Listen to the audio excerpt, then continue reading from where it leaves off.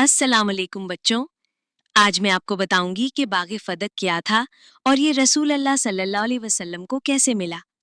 बच्चों, आज से तकरीबन 1400 साल पहले जब इमाम अली अलैहिस्सलाम ने मरहब को मारकर खैबर फतह किया तो यहूदियों को बहुत बड़ी शिकस्त हुई।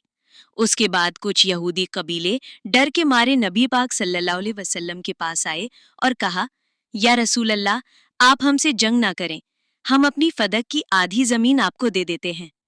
नबी पाक सल्लल्लाहु अलैहि वसल्लम ने ये पेशकश कबूल कर ली। यूं खैबर के करीब जो जमीन और बागात यहूदियों के थे, उनकी आधी जमीन रसूल अल्लाह सल्लल्लाहु अलैहि वसल्लम को मिल गई।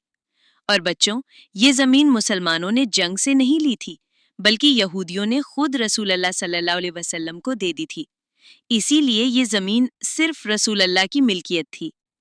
रसूल अल्लाह सल्लल्लाहु अलैहि वसल्लम ने अपनी जिंदगी में ये जमीन अपनी बेटी बीबी फातिमा जहरा सलामुल्लाह अलैहा को तोहफे में दे दी। फिर बीबी जहरा ने जनाबी अली अलैहिस्सलाम से कहा कि वहां कुछ मुलाजिम रख दिए जाएं जो बाग की देखभाल करें।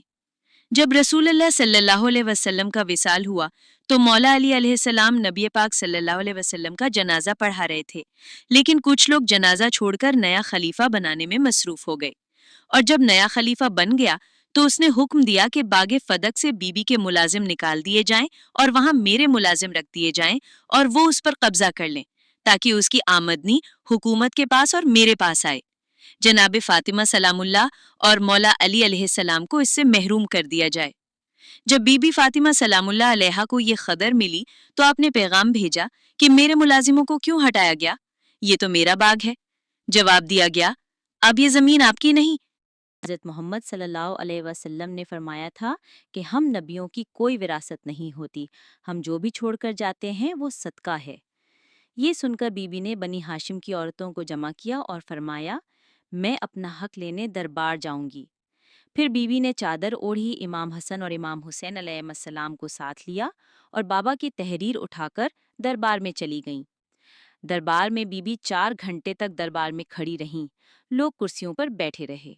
जब बीबी ने अपना हक मांगा तो उनसे गवाह तलब किए गए। बीबी ने तहरीर भी दिखाई और गवाह भी पेश किए, लेकिन उन्होंने गवाहों को झुटला दिया और तहरीर फाड़कर जमीन पर फेंक दी। यूं बीबी फातिमा जहरा सलामुल्लाह अलैहा को उनका हक नहीं दिया गया।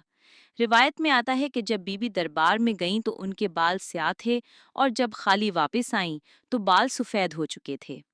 बच्चों, हमेशा याद रखना कि बीबी फातिमा जहरा सलामुल्लाह अलैहा को उनका हक नहीं दिया गया, लेकिन उन्होंने हक और सच के लिए आवाज़ बुलंद